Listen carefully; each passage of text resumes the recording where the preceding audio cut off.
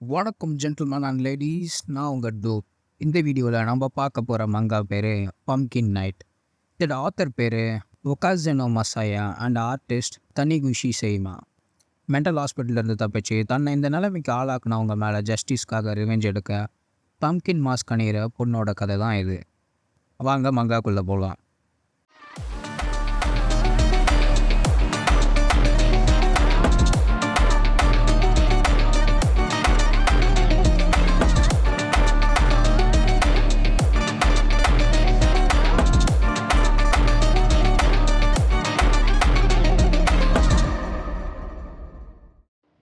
என்னது சக்கி காஃபின்குள்ளே இருக்காதா?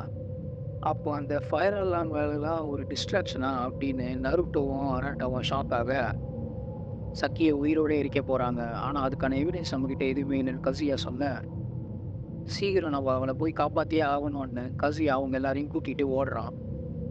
நம்ம சீக்கிரம் இங்கேருந்து போயே ஆகணும் அப்படின்னு கசியா அவங்க எல்லாரையும் கூட்டிகிட்டு போட, அவங்க போகிறத மாஸ்க் போட்டுட்டு மொட்டை மாடியில் நிற்கிறேன் நான் அப்போ பார்த்துட்ருக்கா.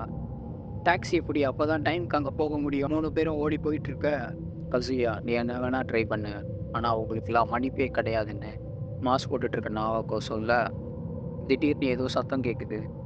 3 பேரும் ஃப்ரீஸ் ஆகிட்டு திரும்பி பார்க்குறாங்க. என்னென்னு பார்த்தா ஸ்டூடெண்ட்ஸ் எல்லாம் கத்திட்டு இருக்காங்க. செத்து போன ஹெட் மாஸ்டர் தொங்கிட்டு இருக்காரு.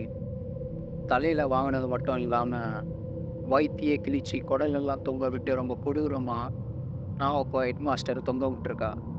அதை பார்க்குற இவங்க 3 பேரும் பீதியாக ஸ்டூடெண்ட்ஸ் எல்லாம் பயத்தில் கூச்சல் போட ஆரம்பிக்கிறாங்க.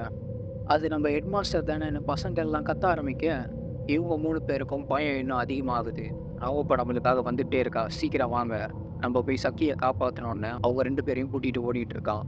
ஹெட் மாஸ்டரோட பாடியை பார்த்த பசங்கள்லாம் இன்னும் ஷாக்கில் இருக்கா. இவங்க 3 பேர் மட்டும் வெளியில் ஓடி போகிறாங்க.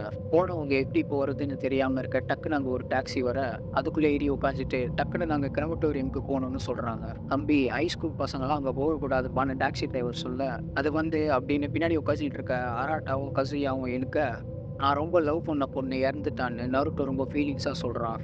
நான் அவளை எவ்வளோ லவ் பண்ணேன்னு கடைசி வரைக்கும் அவங்ககிட்ட சொல்லவே இல்லை.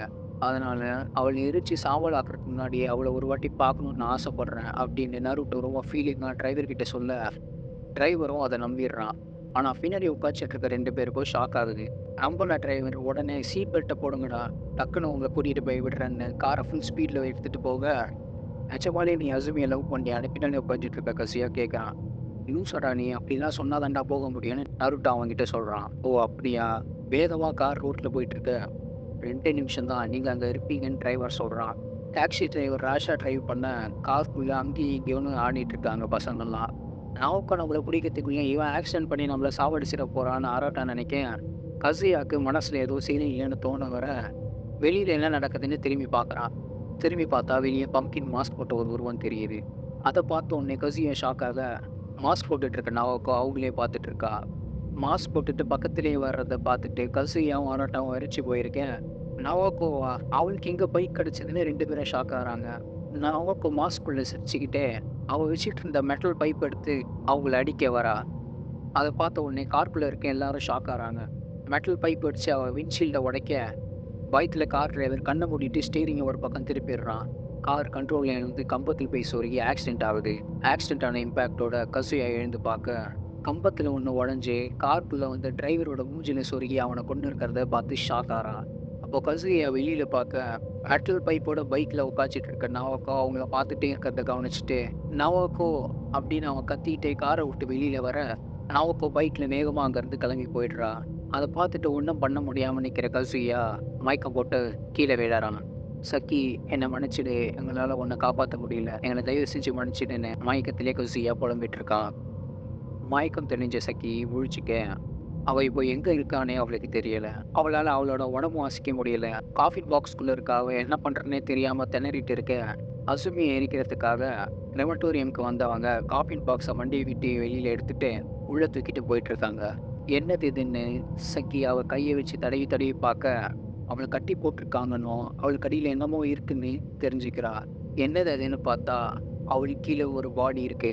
அப்போ அவளோட ஓரக்கண்ண வச்சு, அந்த கீழ இருக்க பாடியோட வாய்க்கு கீழ இருக்க மச்சத்த அவ கவனிக்க, அந்த பாடி அஸ்மியோடதுன்னு அவ தெரிஞ்சுக்கிறா. இந்த சாப்டர முடிச்சிருப்பாங்க. அடுத்த வீடியோல சந்திப்போம்.